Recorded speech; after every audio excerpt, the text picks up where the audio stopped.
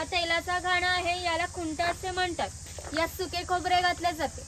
हे जे उभे लाकूड आहे याला कोकणी भाषेमध्ये लाट असे म्हणतात. हे मोदक पात्र म्हणजे पूर्वीचा कोकणी कुकर. यात पाणी ठेवले जाते, त्यावर ही चाळण ठेवून केळीचे पांढरे मोदक ठेवले जातात. हे झाकण लावून ते चुलीवर ठेवले जायचे, त्यामुळे आतील मोदक शिजून निघायचे. त्यांच्या बसण्याच्या लपकीवरूनच लक्षात येते की ते कसे ऐषारामी जीवन जगायचे. याची कल्पना तुम्हाला येईलच. ही खोतांची बायको. पूर्वी कोकणी स्त्रिया सुंदर होत्या, शूरही होत्या. हा सावंतवाडीचा सुतार आहे. सावंतवाडीतील लोकांचे लाकडावरील कोरीवकाम हे जगप्रसिद्ध आहे. दिवाळीच्या वेळेला पंत्या तयार करून त्या प्रत्येकाच्या घरोघरी पोहोचवण्याचे काम हा कुंभार करीत असे. अजूनही आमची चाकरमान्यांचे जर मुंबईला लग्न असेल तर ही रोवळी गावावरून मुंबईला पाठवली जाते. मुंबईला सर्व काही वस्तू मिळतात, परंतु ही रोवळी मिळत नाही. कासाराय मगाशी सांगितल्याप्रमाणे 12 बलुतेदार लोकांच्या घरोघरी जाऊन सेवा पुरवत असे. त्याचप्रमाणे कासाराय मुलीच्या घरी आलाय. हे त्या मुलीचे घर आहे. पूर्वी कोकणामध्ये मुलींची लग्ने वयाच्या 8व्या ते 10व्या वर्षी होत असते. हे पुराणी यंत्र यामध्ये डाळ घातली जाते व हे रोड उलटपुलट फिरवले जातात, जेणेकरून आतील डाळ वाटून त्याच्या गोड पुरणपोळ्या केल्या जातात.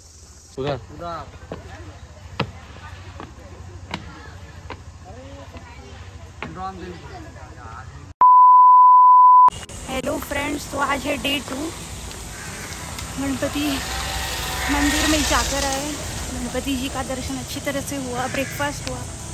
अब हम जा रहे हैं प्राचीन कोकण म्यूज़ियम देखने,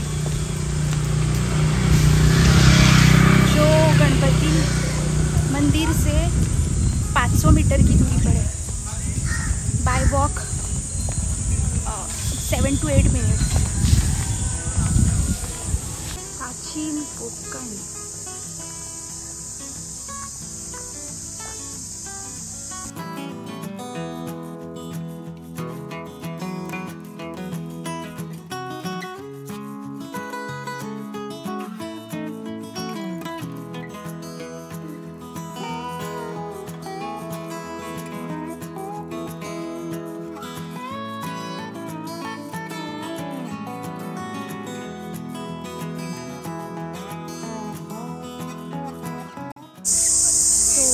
टिकट काउंटर और इधर से हमें टिकट लेना है।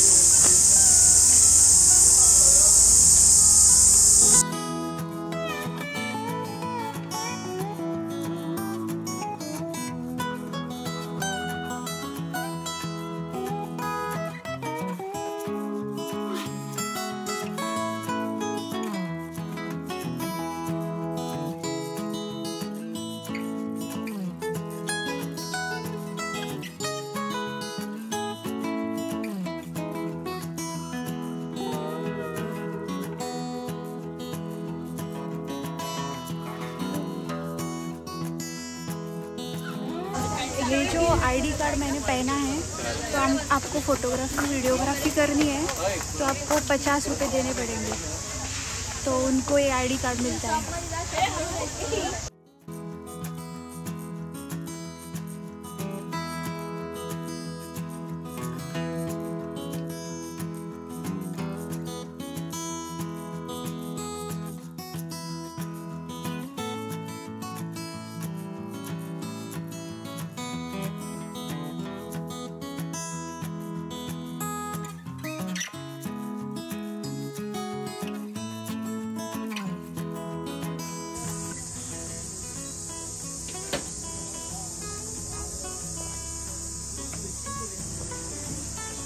काकी, मम्मी,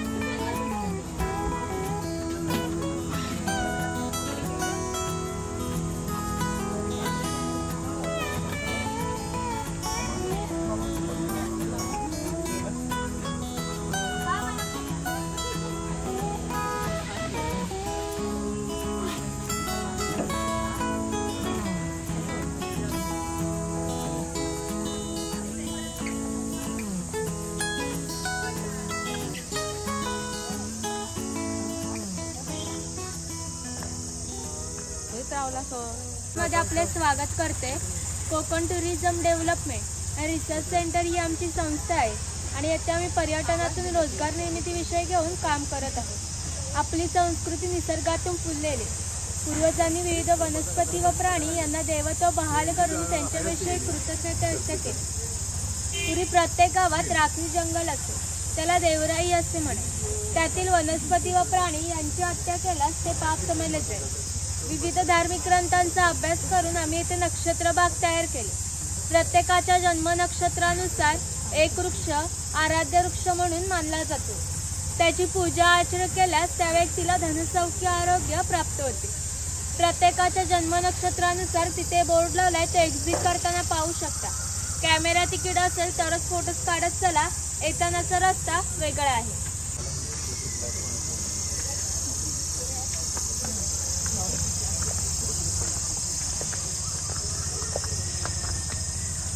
हा पिंपळ पार आहे. आपण कोकणी माणसे वड पिंपळ यांना पवित्र मानतो. तसेच त्यांना दीर्घायुष्याची प्रतीके मानलेली. यालाच पिंपळ पार असे म्हणतात, कारण ह्याच्या भोवती जो दगडी कट्टा बांधला आहे त्याला कोकणी भाषेमध्ये पार असे म्हणतात. हा पार सुमारे 400 वर्षांपूर्वी बांधण्यात आला. हा जेव्हा बांधण्यात आला तेव्हा इथे पिंपळाचे रोप लावण्यात आले. हा शिलालेख आहे. शिलालेखावर लिहिलेली कविता कवी माधव यांनी 100 वर्षापूर्वी लिहिली. चिपळूण येथे झालेल्या पहिल्या कोकण मराठी साहित्य संमेलनामध्ये या कवितेला कोकणाची प्रातिनिधिक कविता म्हणून स्वीकारण्यात आले. या कवितेत कवीने कोकणच्या निसर्ग सौंदर्याचे सुंदर असे वर्णन केले.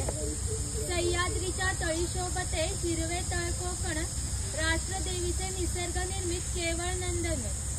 या कवितेमध्ये नंदनवन हा शब्द आलाय. नंदनवन या शब्दाचा अर्थ स्वर्गातील इंद्राची बाग. जितकी सुंदर असते तितकेच आपले कोकण देखील सुंदर आहे. ही गुहा काळाचे प्रतीक आहे. गुहेच्या अलीकडे आहे वर्तमान काळ आणि गुहेच्या पलीकडे आहे 500 वर्षांपूर्वीचा भूतकाळ. इथून पुढे आपण पाहणार आहोत 500 वर्षांपूर्वीची कोकणी माणसे कशी राहत होती, त्यांच्या समाज रचना, ग्रामरचना, खाद्य संस्कृती व परंपरा कशा होत्या. गुहेतून येताना वाकून या.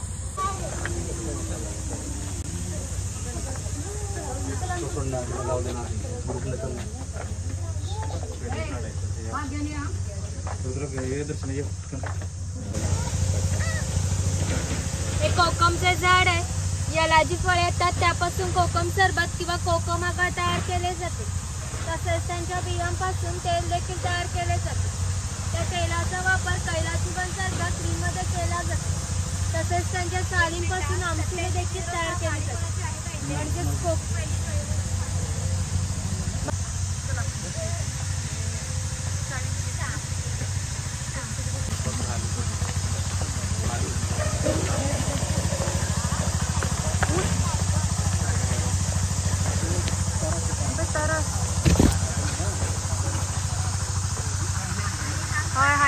आपल्या पुराणात उल्लेख आलाय की हजारो वर्षांपूर्वी भगवान परशुराम होऊन गेले. त्यांनी सर्व पृथ्वी जिंकून घेतली आणि जिंकून घेतलेली पृथ्वी दान केली. दान केली कोणतीही गोष्ट आपण स्वतःसाठी वापरत नाही, परंतु त्यांना राहण्यासाठी भूमी आवश्यक होती. आपण आज ज्या ठिकाणी उभे आहोत त्या ठिकाणी हजारो वर्षांपूर्वी समुद्र होता. त्यांनी त्याच्याशी युद्ध केले व त्याला 40 ते 50 किलोमीटर पाठीमागे ढकलले व एक सुंदर कोकण प्रदेशाची निर्मिती केली. म्हणूनच या कोकण प्रदेशाला परशुराम भूमी असे म्हणतात. हे सारे कोकण दऱ्याखोऱ्याने वेढलेले आहे.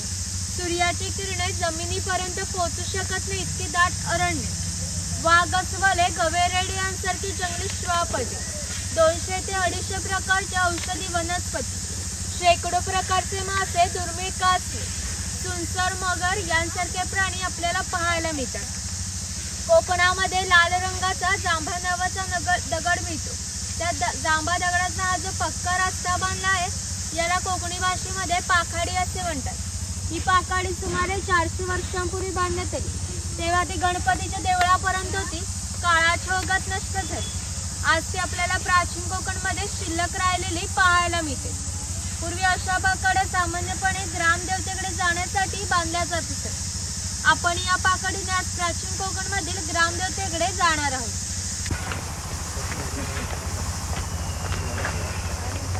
ते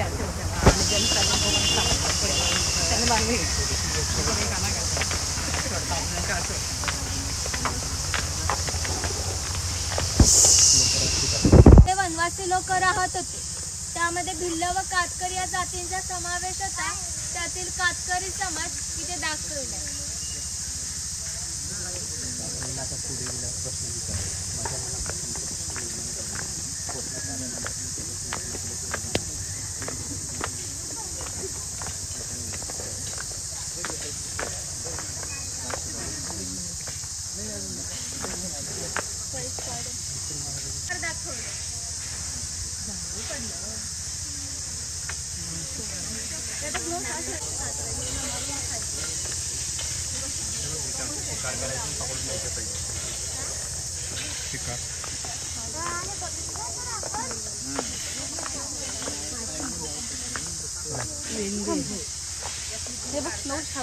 हे त्रिफळाचे झाड आहे.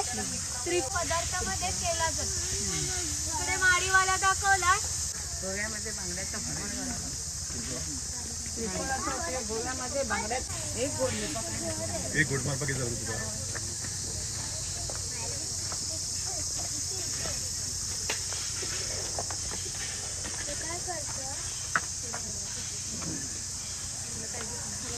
ग्राममध्ये हे ग्रामदेवतेचे मंदिर आहे. पूर्वी धार्मिक संस्था गाव नियंत्रण करीत असत. गावातील गावकरी येथे एकत्र येत असत. गावातील दोन व्यक्तींची भांडणे झाल्यास सगळ्या गाव येथे एकत्र येऊन गाव प्रमुख त्यांच्या समोर मैदान करीत असत. तशी सार्वजनिक कामे, पाखाड्या बांधणे, लाकडी साखळ बांधणे अशी कामे कुणी कुठे कधी करायची याचा निर्णय गावकरी येथे बसून घेत असते. आणखीन महत्वाचे वैशिष्ट्य म्हणजे जगभर अशी प्रथा आहे की प्रत्येक जाती धर्माचे लोक आपापल्या देवांकडे जातात, देवांचे दर्शन घेतात. आम्ही कोकणी माणसं सुद्धा वर्षभर देवळात जातो, देवांचे दर्शन घेतो. पण जेव्हा आमच्याकडे शिमग्याचा सण येतो तेव्हा हा देव या पालखीमध्ये बसवून प्रत्येकाच्या घरोघरी नेला जातो. म्हणजे कोकणी माणूस आणि देव यांचं इतक्या जवळचं नातं आहे की आमच्या एकमेकांकडे जाणे येणे सुद्धा असते.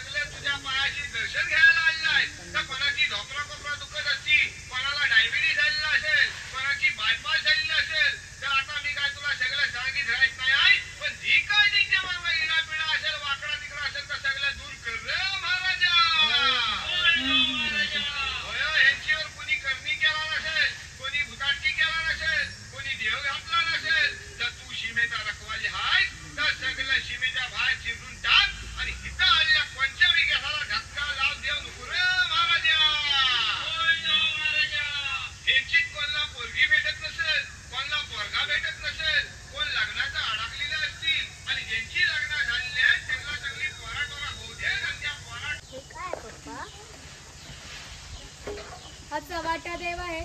असं म्हणतात कोकणात भरपूर भूत असतात, पण कोकणवासियांची अशी श्रद्धा आहे की हा देव त्यांच्यावर नियंत्रण ठेवतो. म्हणून त्याला शिमग्याच्या वेळी गाराणे घातले जाते व पशुबळी देखील दिले जातात. इकडे वीरगाव दाखवलं. वीरप्राप्ती लोकांचे प्रतीक चिन्ह हे दाखवण्यासाठी गावात येत असत. याला कडक लक्ष्मी असे म्हणतात.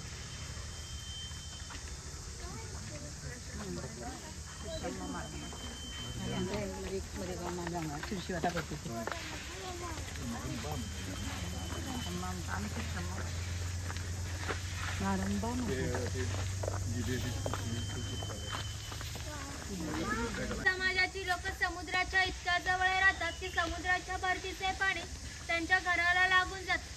एवढी छोटी होडी घेऊन हे लोक 8 ते 10 तास खोलवर समुद्राच्या पाण्यामध्ये मासेमारी करतात. कधी कधी समुद्राच्या उसळणाऱ्या लाटा त्या त्यांच्या होडीपेक्षा मोठ्या असतात. तरी हे लोक कुशलतेने होडी वल्लवतात व पहाटेच्या वेळी घरी परततात.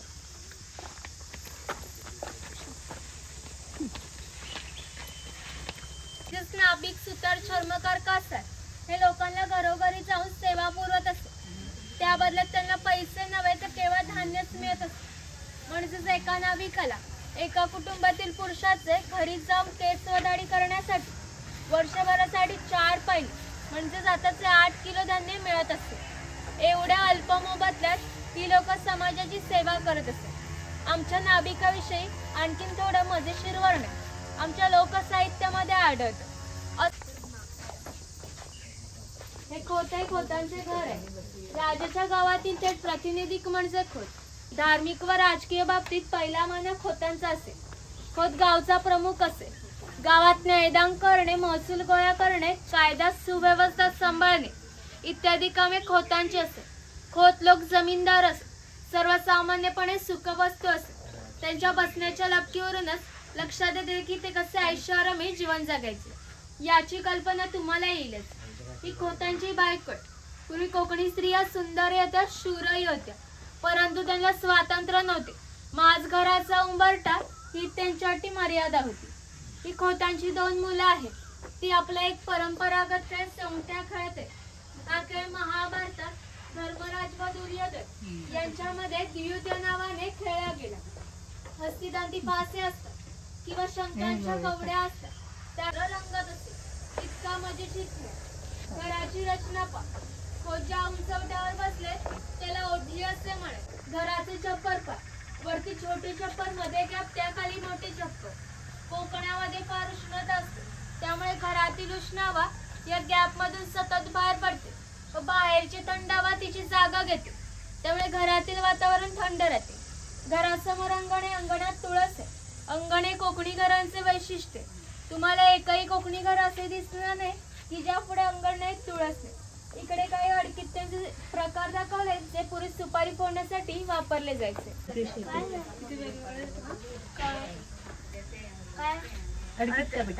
सुपारी फोडायची.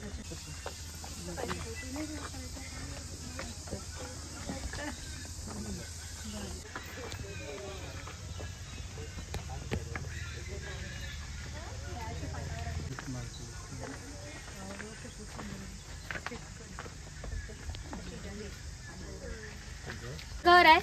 याचे गवताचे घर याच्या अपुऱ्या कपड्यावर जाऊ नका. हा आमच्या गावातील एक महत्वाचा उत्पादक घटक होता. हा एकमेव धान्य उत्पादन करीत असे व 12 बलुतेदार राजा खोत यांना धान्य पुरवण्याचे महत्वाचे काम आमचा शेतकरी करत असे. त्यामुळे धार्मिक अर्थव्यवस्थेचा पायाभूत घटक हा आमचा शेतकरी होता. पूर्वी त्याचे घर जसे असायचे तसेच घर आम्ही येथे उभारले. ही जी चूल आहे तिला कोकणी भाषेमध्ये पिरसं असे म्हणतात. ती पूर्वी सतत पेटी ठेवली जायची, कारण पूर्वी लायटरस किंवा माचीस नव्हते. शेतकऱ्याच्या बायकोला स्वयंपाक करायचा असे तेव्हा तिथले 2-3 निकारे घेऊन स्वयंपाकघरातील चूल पेटवीत असे. जर हा विस्तव विजला तर घरात 2 गारगोटे ठेवला असत तर एकमेकांवर घासून विस्तव केला जात असे. ही खोयनी आहे. हिचा वापर पूर्वी मासे पकडण्यासाठी केला जायचा. इथे ती वेलीने बांधून पाण्यात ठेवली जायची. उपयोग केला जायचा. कोकणी शेतकरी भात अधिक नाचणीवरी यांसारखी धान्य पिकवत असे व ती पिके या कणगीत ठेवून वरती चिरफळाची फळे पसरवून झाकण लावून बाहेर शेणामातीने लिंपून घेतले जात असे की जेणेकरून आतील धान्य 3 ते 4 वर्ष टिकत असे. अजूनही ठाणे जिल्ह्यातील वनवासी लोक याच पद्धतीने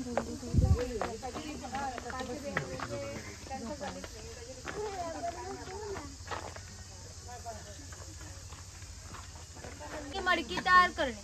दिवाळीच्या वेळेला पंत्या तयार करून त्या प्रत्येकाच्या घरोघरी पोहोचवण्याचे काम हा कुंभार करीत असे. तसेच जर एखाद्याचे घर बांधायचे असेल तर तो त्या घरी जाऊन कौल तयार करून देत असे. हे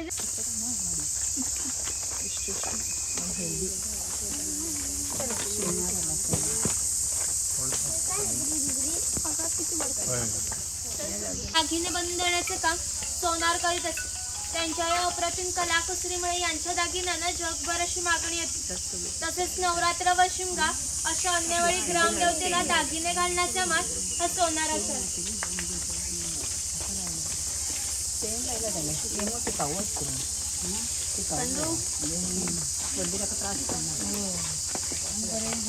पुण्यातील बंदरांना 5,000 वर्षांपूर्वीचा इतिहास आहे.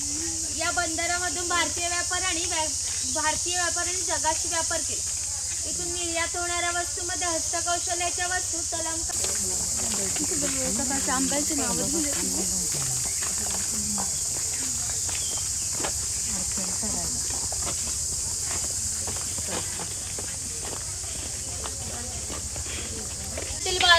बलुतेदार दाखवताना जे अधिक कौशल्यवान आहेत ते आम्ही इथे दाखवले. त्यातील सुतार आहे. सुताराचे खरे काम शेतकरी लागणारे लाकडी अवजारे बनवून देत. हा सावंतवाडीचा सुतार आहे. सावंतवाडीतील लोकांचे लाकडावरील कोरीवकाम हे जगप्रसिद्ध आहे. त्यांच्या हस्तकौशल्याच्या वस्तू तुम्हाला आमच्या हस्तकला विक्री केंद्रात पाहायला मिळतील. इकडे दरवेळी दाखवला अस्वलाचा खेळ करताना, गारुडी दाखवले सापाचा खेळ करताना.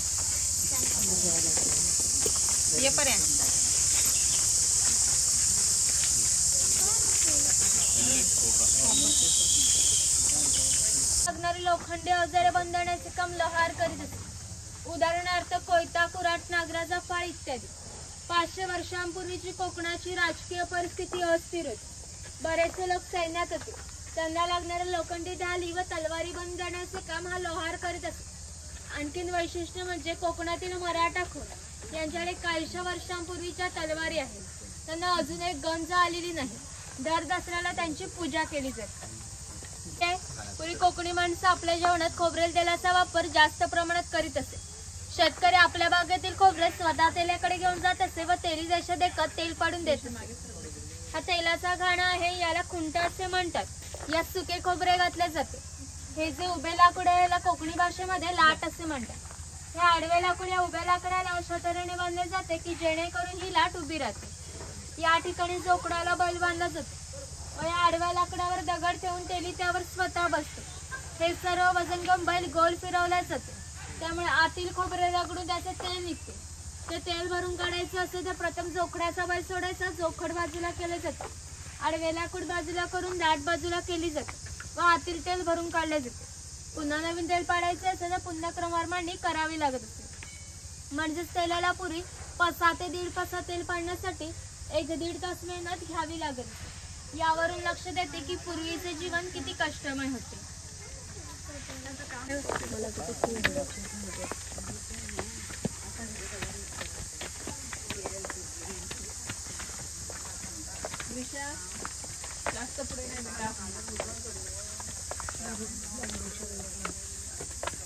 हा बुरुड आहे. पूर्वी प्रत्येक व्यवसाय जातीने होता. व्यवसाय निवडीचे स्वातंत्र्य नव्हते. प्रत्येकाला आपापल्या जातीचा व्यवसाय करावा लागत असे. म्हणजे बांबूपासून वस्तू बनवून देण्याचं काम बुरुड करीत असते. ती कणगी आहे ती घरी नंतर धान्य ठेवून शेणामातीने लिंपून देण्याचे काम शेतकऱ्याचे असते. अशी श्रमविभागणी केलेली होती. ही सूप पाक, फुलाची परडे, रोवळी. अजूनही आमच्या चाकरमान्यांचे जर मुंबईला लग्न असेल तर ही रोवळी गावावरून मुंबईला पाठवली जाते. मुंबईला सर्व काही वस्तू मिळतात परंतु ही रोवळी मिळत नाही. प्रत्येक समाजाची स्वतंत्र खाद्य संस्कृती असते. कोणत्याही 2 समाजाची खाद्य संस्कृती समान नव्हती. म्हणजे कोकणी माणसाची चविष्ट अशी खाद्य संस्कृती. आम्ही कोकणी माणसं आमच्या जेवणात भात व मासे मोठ्या प्रमाणात खातो. कोकणातील माशाची आमटी, उकडीचे मोदक, भाजणीचे वडे न खाणे म्हणजे कोकण अनुभवल्यासारखे. पूर्वी घरामध्ये दगड मातीच्या वस्तू असतात. हे जे जातणीसारखे दिसते त्याला घिरड असे म्हणतात. जातणीमध्ये धान्य दळून निघते. घिरडामध्ये भात घातले जातात. तेव्हा अख्खा तांदूळ बाहेर निघतो, कोंडा बाजूला होतो. हे मोदक पात्र आहे म्हणजे पूर्वीचा कोकणी कुकर. यात पाणी ठेवले जाते. त्यावर ही चाळण ठेवून केळीचे पांढरे मोदक ठेवले जातात. हे झाकण लावून ते चुलीवर ठेवले जायचे. त्यामुळे आतील मोदक शिजून निघायचे. हे पुरण यंत्र, यामध्ये डाळ घातली जाते व हे रोड उलटपुलट फिरवले जातात जेणेकरून आतील डाळ वाटून त्याच्या गोड पुरणपोळ्या केल्या जातात. शेवयाचे लाकडी यंत्र आहे. शेवयाचे लोखंडी यंत्र. जेवणाचा डबा आहे. वरती पाण्याचा तांब्या, खाली 3 डबे, दोन्ही बाजूने 2 चमचे, दोन्ही बाजूने लॉक केले. वरती चहाची किटली दाखवली. ही दगडी उकळ आहे. यामध्ये पूर्वी भाताचे पोहे काढले जात असे. म्हणजे आपल्याकडे जो भात असतो तो रात्री पाण्यामध्ये भिजत ठेवला जायचा. सकाळी त्यातील पाणी काढून तो पोह्याच्या खापरावर भाजला जायचा व या उखळीमध्ये मुसळाच्या साहाय्याने काढले जायचे. त्याचे पोहे तयार व्हायचे. यावरून लक्ष देते की पूर्वीचे जीवन किती कष्टमय होते आणि हजारो वर्ष याच पद्धतीने जगले गेले. इकडे काही जुन्या काळातील भांडी दाखवलं, बाजार दाखवले. पेंटिंग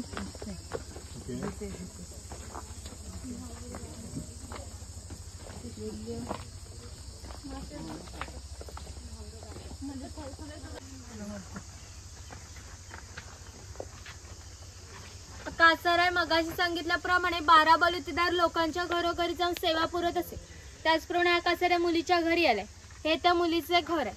पूर्वी कोकणामध्ये मुलींची लग्ने वयाच्या 8व्या ते 10व्या वर्षी होत असत. तोपर्यंत हा कासेरा मुलीला बांगड्या भरण्याचा कोणताही मोबदला घेत नसे.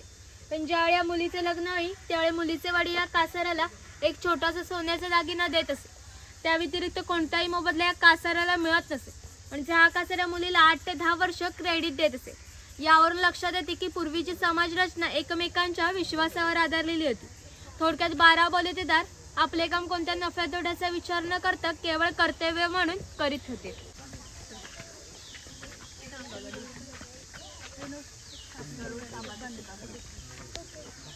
तिथे तर सगळा गाव एकत्र येत असत. लहान मुले मासेमारी किंवा आंघोळीसाठी येत असत. स्त्रिया कपडे धुण्यासाठी किंवा पाणी भरण्यासाठी येत असत.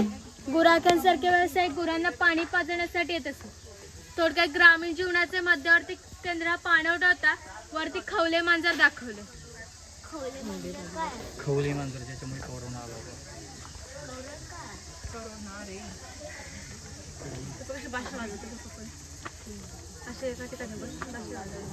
तांबड्याच्या वस्तू बनवण्याचे काम चर्मकार करीत असत. आणि याच्या जोडीला आम्ही आणखीन एक प्रसंग सांगतो की तो 500 वर्षांपूर्वी घडला. इथे 80 किलोमीटर अंतरावर मार्लेश्वर नावाचे देवस्थान आहे. एका पर्वतामध्ये एक मोठी गुहा आहे. त्या गुहेमध्ये शंकराची पिंड आहे. आणि आणखीन एक वैशिष्ट्य म्हणजे त्या गुहेमध्ये अजूनही जिवंत साप आहे. पूर्वी मार्लेश्वर देव एका गावात राहत होते. तेथील लोक वाईट मार्गाने वागू लागले. त्यामुळे शंकराचे पावित्र्य कमी होऊ लागले.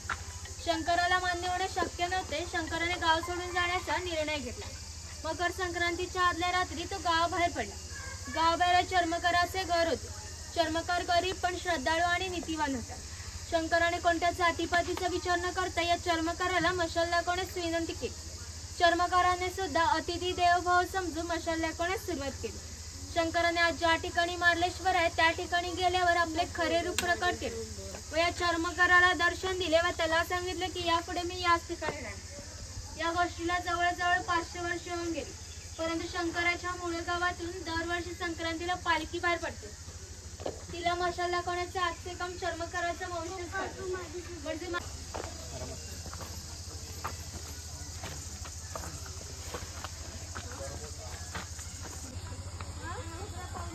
मार्लेश्वर प्रतिकृत दाखवली ती बघून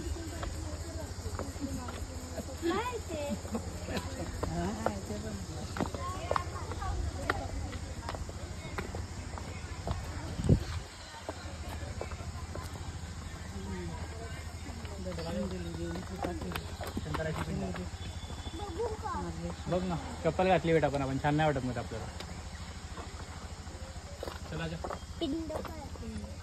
नॅचरल गुहा अशी नाही पडकी तर केला आहे.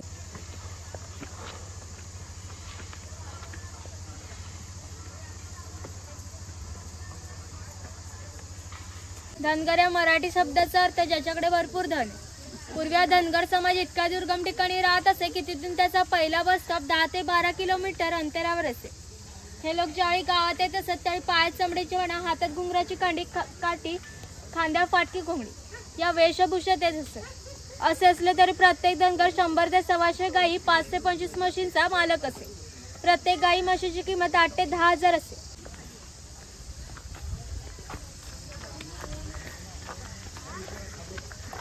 पप्पा चला सांगतो.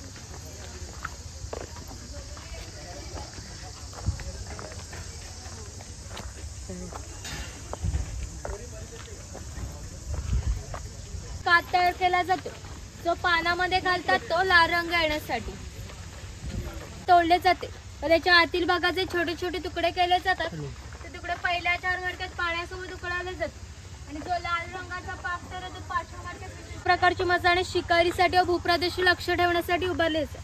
जाण्याचे एकाही 3 व्यक्तींनी जा चप्पल काढून जा शूज चालतात स्वतःच्या जबाबदारी जा. इकडे काय मुखवट्यांचे प्रकार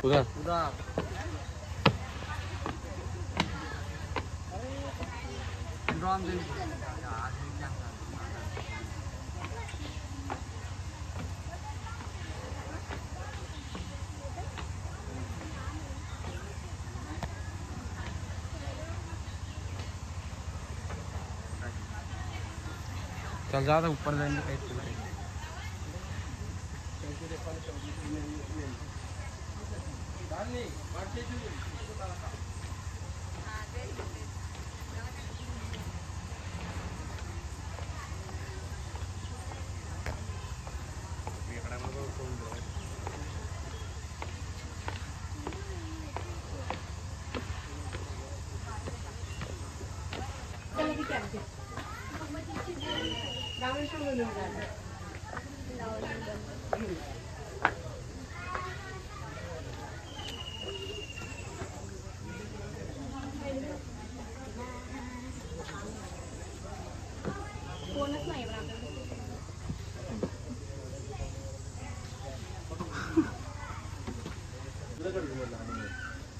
हनुमंत आतच आहे.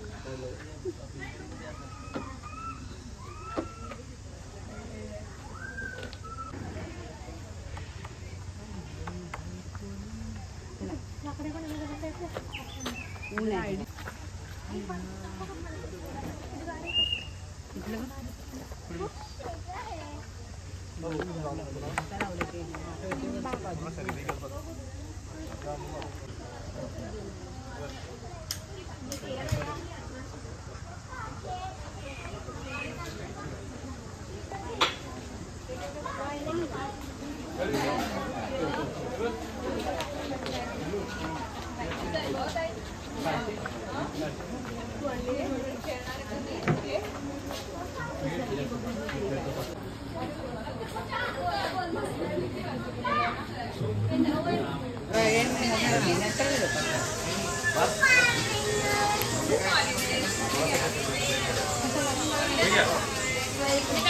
आणि